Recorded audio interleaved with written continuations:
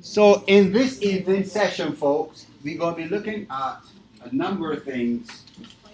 We will look at review of the phases and functions, and we will look at these two philosophical perspectives, IO versus RBV, and then we go into strategic HR, issues of competitiveness, and looking at best fit and best practice. So I think we did our review already for those who came late, where we looked at the functions and phases. So for those who came late, we hope that you know what the functions and phases of HR are.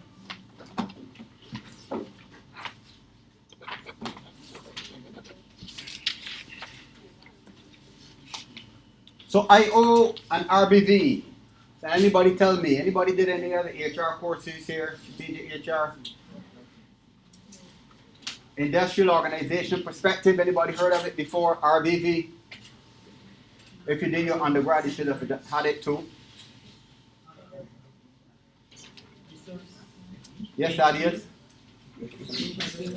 Sorry? Resource-based view. Yes. It says that the organization is more inward-looking. Yes. To develop what is inside the organization to gain a competitive advantage. Excellent. Well, Thaddeus is quite correct.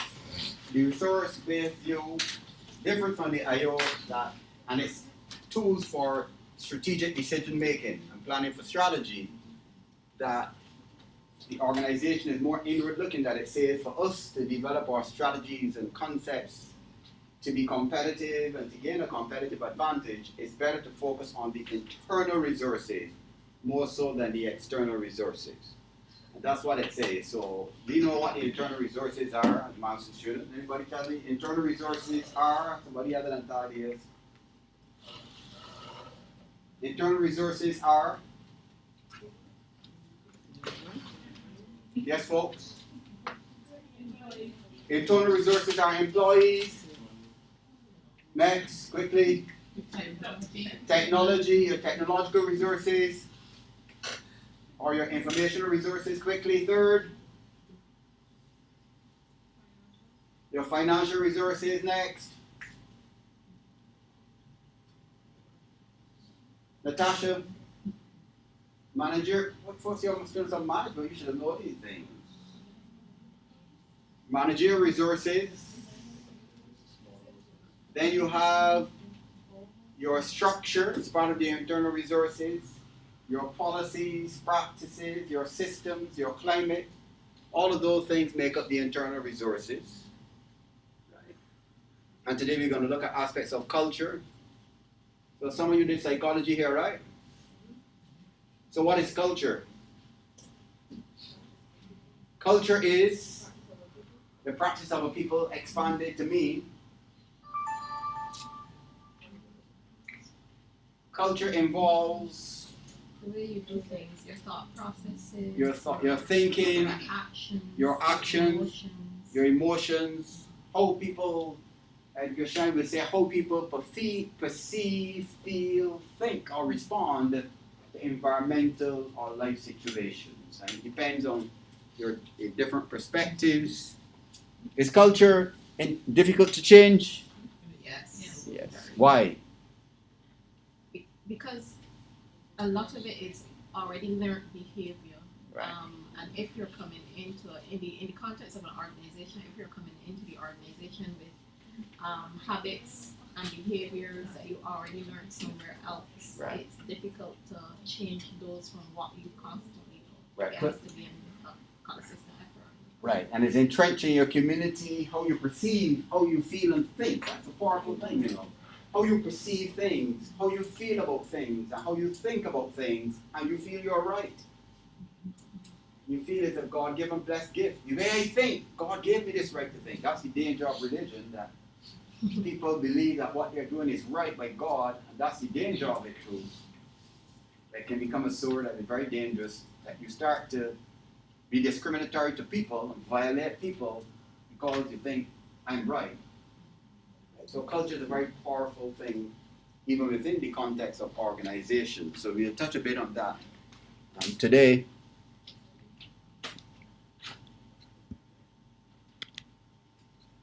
So you have the resource-based view versus the industrial organization view. Anybody here familiar with Michael Porter? Right, what tools, give me one of the tools he developed. I don't know, but I know he is known for competitive advantage. Correct, on competitiveness. Anybody tool that Porter developed? Five forces model. So Porter is what you call the externalist. As Thaddeus said, the RBV is implicit or internal, but Porter's perspective and the others who support Porter, Thompson and Strickland and those, they're externalists, so they believe no. So here, the RBV will be centered here. RBV is centered within the organization, that if you look inwardly to the creativity and the innovative capabilities of your people, you should work wonders. Whereas the externalists now, like Porter, argue, no. You first need to look outside in this environment of business. Look at the political and legal issues, economic trends and patterns, competitive threats of buyers and suppliers and competing interests. Look at the technological pressures, look at changing societal factors, and then you can respond. That's what the IO says, but the RBV says no. Get the creativity and innovative spirit of your people to start to flourish, and then they can start to link it to the external realities that will always be there, right? There are two extreme positions, but in real life, I would say a bit of both, maybe more practical. So these are two perspectives you need to know. Well, sometimes we test you in the exam about them. So which of these perspectives would you say HRM is grounded in? I think it speaks for itself, the RBV. Right? It looks at mainly the human resource and the capabilities of human beings to do phenomenal things. So when you think about, we're talking about human resource management, so I prefer to say human resource management is all about people, not workers. First, about people in and out of organizations. And the human capacity is phenomenal. So I'm of the view we take a lot of things that human beings do for granted. And the first one is the computer. I remember in 1990, got to around 1989 or 90, I bought my first computer. There wasn't anything called gigabytes at that time. It was fast as far as it was concerned. It was fast. It was 1990 or 89. Nobody know any gigabytes. The thing was, well, for us that day was fast. But if you use all those computers now, when you start to open, say a word processing file, you sit down, you waited maybe it's another minute, and eventually it popped up, pop. But now if your Excel file doesn't open in a matter of a second, and you say, oh God, my computer is running slow. Because when you hit it, I expect it to boom. So folks, if you think about the computer and smartphones, y'all remember I remember in the 90s, my first smartphone was like was as big as this. I mean, a massive thing with a big area. Y'all remember that? Or y'all too young remember them big cell phones? That is, you don't know about those kind of phones, right? You ain't the modern phones, right? But the first cell phones were so huge. I think one or two companies got them on display. These huge things. With the area. Like an area and a big area shooting out. Right? So folks, the human mind, the capacity of the human mind is phenomenal, you know, and the human creativity and innovation, it is phenomenal. There are boundaries on it. We take a lot of things for granted, like the cars we use today, and the technology in cars, even imagine an air conditioning unit in a car. Before that, you had to go to the UK. Right? Before cars came, you had donkey cars. And if you wanted to experience air conditioning, you had to travel to Canada and the US and the UK and experience natural air conditioning in winter. But you imagine somebody designing something that replicates winter in a vehicle? You imagine that? What's your name? Radon. But you know, we take a lot of things for granted, right? Of what we do. Even here, projector, lights. We take lights for granted. We take Alexander Graham Bell, we take lights for granted. Even the shoes we wear, we take for granted. Spectacles, we take so much for granted. Watches, wristwatches, pens. So folks, these are serious advanced technology, you know, and that's how we would have evolved over time through advanced technology, making incremental changes that we take for granted. But folks, it only happened because of innovation and creativity. So let's go to the point that showed the Caribbean in trouble now, right? What's the last thing that was invented in Caribbean? Unique thing that went around the world that was invented in Caribbean. But all of the things we enjoy for life, other people invented. Planes and cars and computers, everybody else around the world. So what's the last thing we invented in The Caribbean? solar heater thing. 9 million people. Yes, Zelda? The solar heater that was invented here. Solar panels, but then we didn't take advantage of it. Go back in, you're correct, back in the early 70s, Barbados was a pioneer in solar water heaters. You imagine in the early 70s, Barbados was a pioneer in solar water heaters, but the rest of the world has come and passed us, all in Africa and Asia and China, US. So tell us, what have we invented in the last 100 years? These 9 million people in the Caribbean, what have we invented? Steam pan. But y'all know the joke about the steam pan. You know who got the international patent? No, it doesn't. Japan. Who got road tennis? You're serious? Oh, you mean we got road tennis now? You sure somebody has seen patent it yet? Folks, the Japanese patented the steam pan and got the rights to produce steam pans. And when the Chinese found out, they went to all kind of the World Trade Organization protesting. It is our thing. You imagine Trinidad that was oil rich since the 60s. Waited until the 90s when Japan applied to patent the production of steel pans.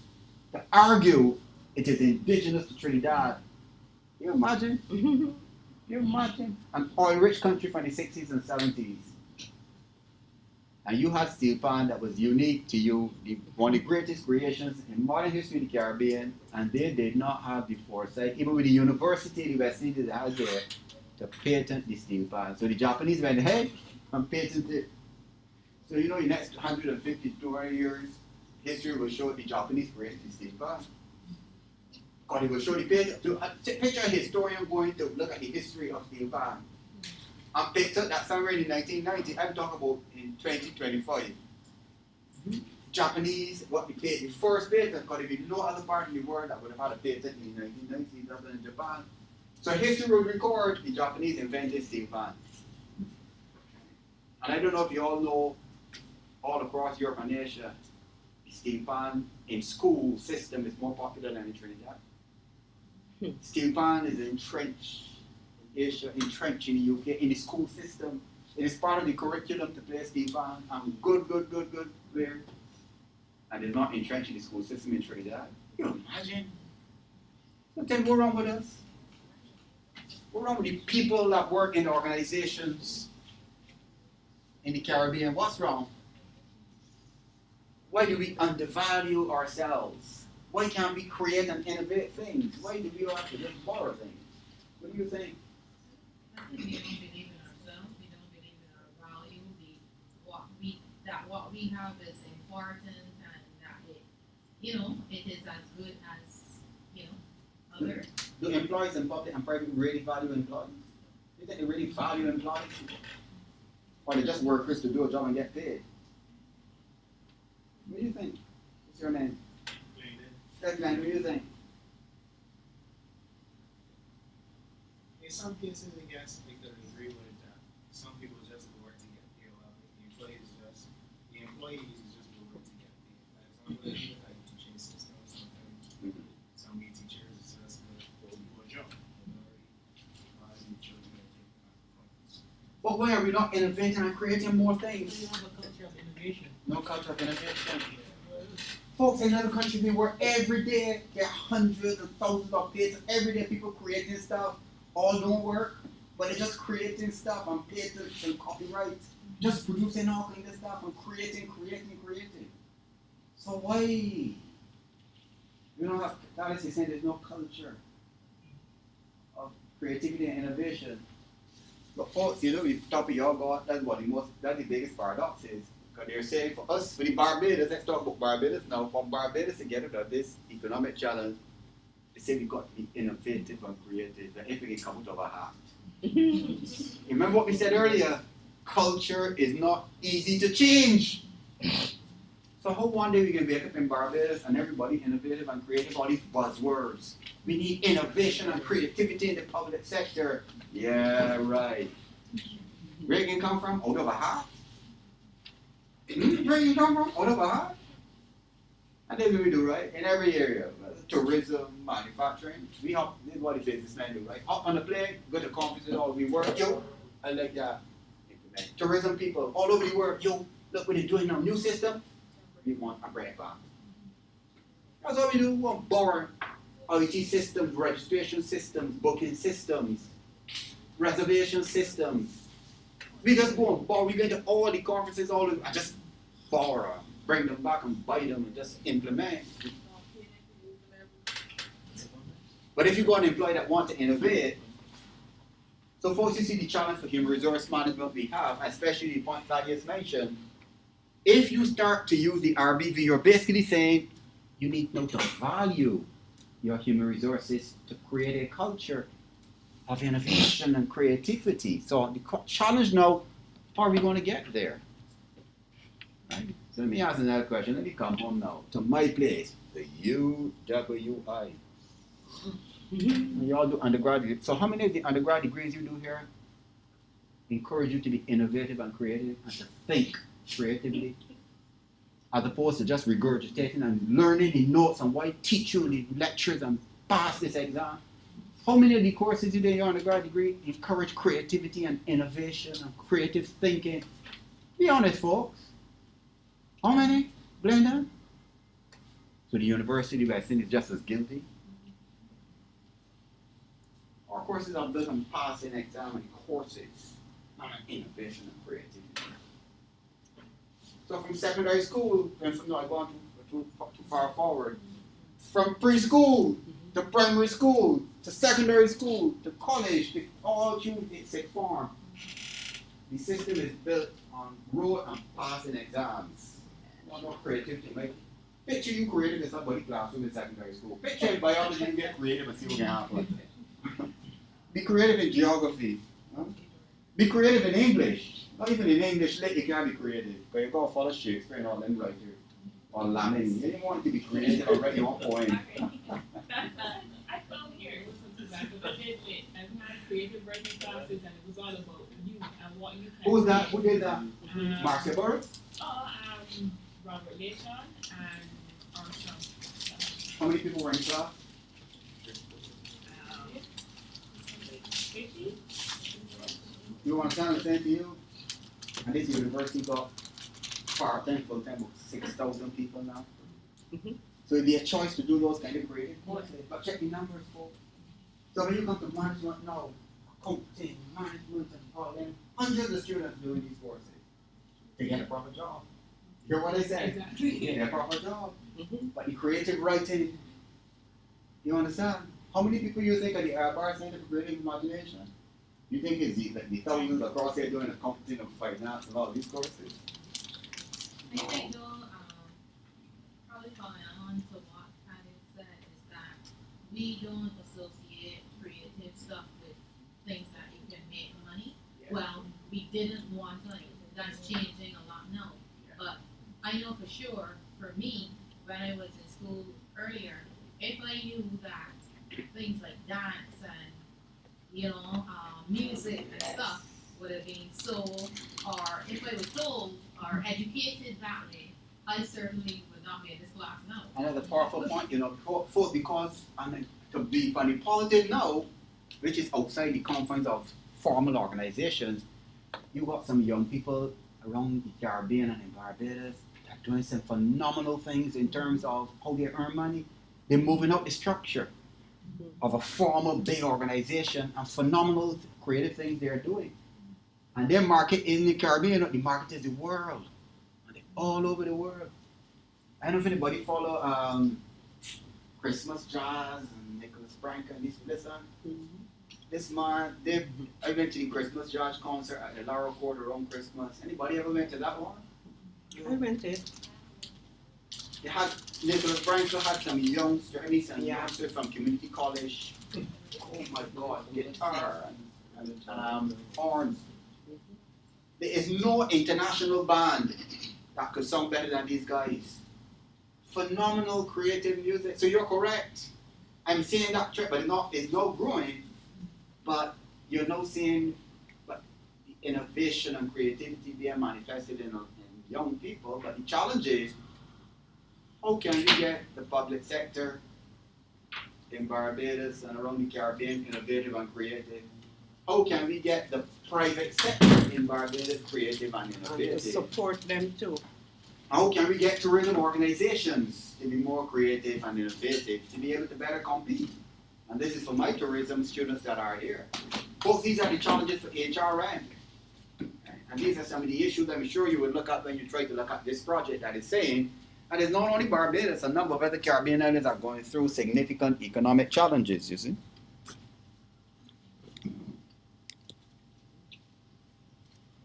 So these are the perspective. Industrial organization, externally driven towards market forces, which is the model we have, and this one is more internally or implicit, looking at the human resources as the most fundamental resource in organizations.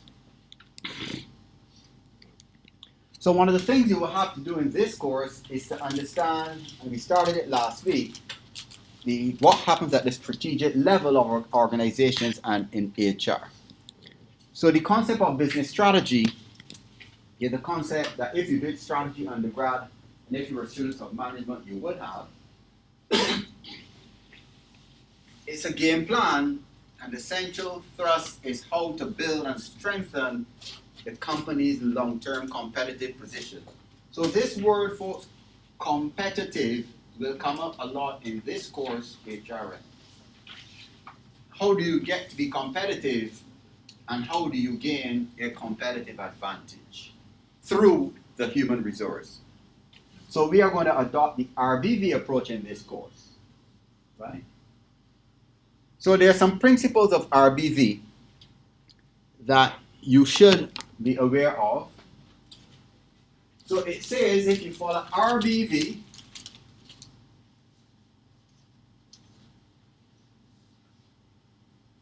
that there are three conditions. If you go on the web, I say VR, I think VRIO. That based on this implicit approach and internal approach, it says if you want your resources, internal resources, to be competitive, they need to be rare, not easily imitated,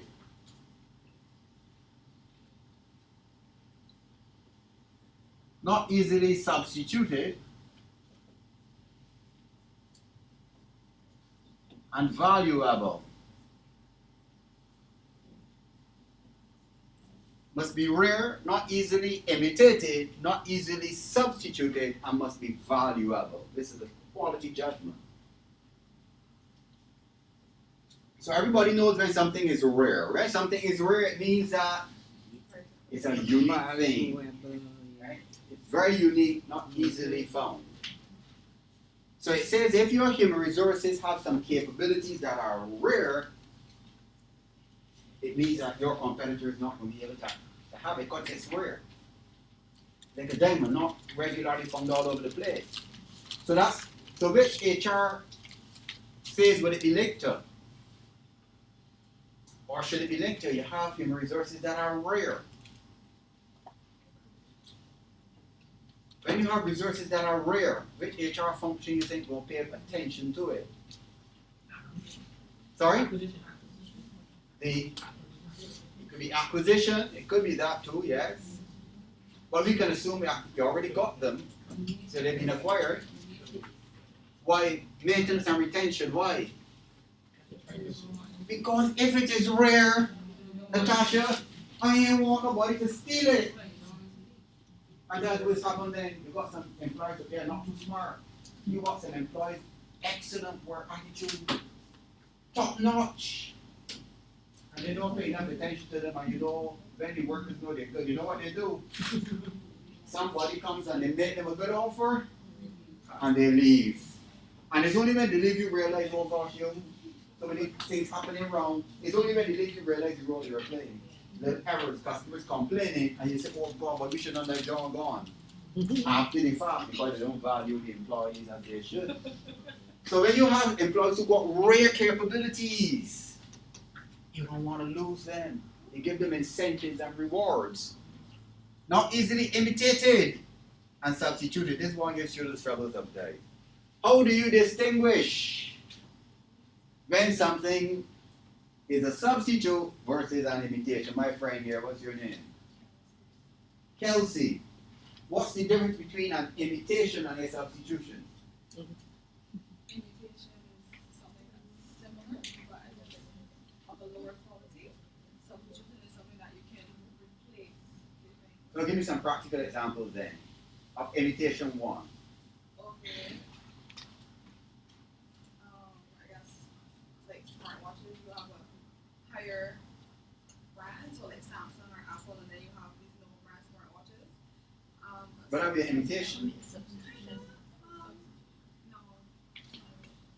Well, one brand of cornflakes and another brand of cornflakes. So Kellogg's and then another. That's the same. Well, what's the imitation about it? Huh? Trying to look like. Right, so the imitation is you want people to perceive it is almost like the same thing. And that's the intention. So the best case would be lamb vibes. So the Chinese good at it. Got imitation, they don't, it won't say nothing good. It may say really loud, it may say lamb. But for part, look at it, now you so lamb, but how do you get so cheap? When you look carefully, you realize it's a lamb. L-A-M-B bag and not a L-A-N-D bag. It's intended to be an imitation. It's not the authentic thing. What is their substitute now? Which is a qualitative difference. What is their substitute? Sorry? For, you say for the time being or forever? She said substitute temporary. You agree that substitute has to be temporary? So when stevia replaces sugar, that's temporary? But he says a substitute. If what is intended to be an imitation of sugar, you understand the difference? A substitute is just that. You don't have to use sugar, you can use something else that gives you same or different benefits. These new biodegradable containers now, instead of using styrofoam or whatever. A substitute, So, right? So what's a substitute for cow's milk? Almond milk, soy milk. So you got people can use soy milk till they die. I don't have to go back and use cow's milk because I can use soy milk. You can argue whether it's milk. But the point is, it's a substitute. Remember saying it is not an imitation of milk it's intended to be a substitute. That's what you don't have to use cow's milk. You can use something that is a substitute. It has the same effect as the milk. That's the qualitative difference. It has the same effect. It's not intended to fool you. That is an imitation. An imitation is intended to fool you in some cases. Right? So other people see your employees doing something and they want to fool the customers. It's the same thing, but it's not the same thing. Substitution. Some of you can provide with a qualitative alternative. You understand? Give me some other substitutes for things. Sorry? Of course. Could be a substitute. Still does the same thing, but qualitative difference. Any other substitutes? Huh? For what? For the normal tap water. Not the bottled water. It will be like filter. You can say you can have then the distilled water or whatever, or filtered water, right? Sorry. Plastic bottle versus right. So the and like plastic bags, they have the biodegradable plastic bags that don't break down. They have the biodegradable bags that break down to protect the Could use environment. Pepsi for Coke. Pepsi for Coke? Correct, yeah. Correct, yeah, that's a substitute. Some qualitative differences, they argue they're supposed to be qualitative differences, you see. So in clothes, in a lot of the textiles, you could have substitute things that's supposed to be more healthy. And then a lot of substitutes in the market, they try to provide qualitatively different alternatives. You have alternative, like with butters and oils and those kind of things, right? So you have the virgin oil, the olive oil versus the normal level corn oil. But all of these are substitutes that people do over time. But the imitation is intended to be to imitate something that you think it is like something already on the market. That's the qualitative difference. So if you put it in the context as I said in HR, when your human resources have talent or competencies that are unique or special, people can't imitate them easily. You can't hire a staff member to imitate it. It's not easily imitated. You can't substitute their capabilities to do something or make something. And then finally, adding a value component which is valuable to the particular organization. So these are some principles that you should know when it comes to what we dealt with earlier, the resource-based view, and particularly in the context of HR.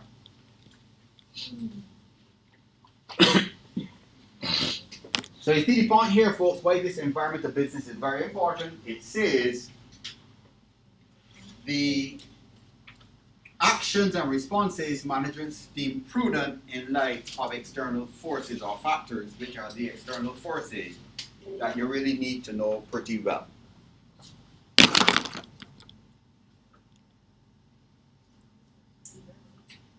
So we said, remember, the philosophy for HR is the most critical resource in the organization to be used. This from last week. Philosophy for HR. HR is the most critical resource in the organization to be used for future benefit. For future benefit that you're not only looking at the short term. How does it differ from personnel management? What's the philosophical perspective for personnel management? As an expense to be controlled, correct. So when your expenses are too high, you cut your expenses. So you reduce, that's what we're doing now. We are cutting our expenses. So this is the definition from Derrick. It says, partner of strategic choices in organizations of work and the use of labor as its organizational human resource strategy or HR strategy. What I want to do with this session is punctuate it with a number of videos and a couple of them and then make some comments. Just let me close this out.